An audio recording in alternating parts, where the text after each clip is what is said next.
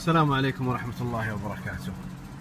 يا اخوان، هذا سوبربان 2015 ماشي 8000 كيلو الآن، وقيمته فوق 180. لاحظوا وش صار معي. شفتوا القزاز شلون مبخر؟ شوفوا القزاز، شوفوا البخار يطلع الآن على شفتوه؟ هذا بخار ما لديتر كله بوسط الغمارة. واصور لكم الآن. شوفوا الأرضية كلها موية عندي، كلها موية عندي، كل الأرضية شوف كلها انتلت موية السيارة.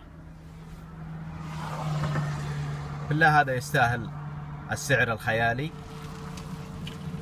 لكن ما أقول له حسبي الله ونعم الوكيل.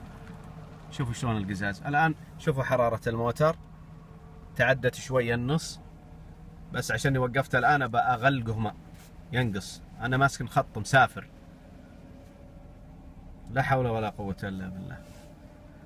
انشروا بالله يا جماعة، انشروا، خلوا هالمقطع ذا ينتشر عشان تعرف الناس وش مشاكل السيارات هذه. والوكيل إذا ما تجاوب أنا راح أوديها للوكيل، إذا ما تجاوب راح يكون في طرق ثانية نلجأ له بإذن الله وياخذ الواحد حقه. وشكرا لكم.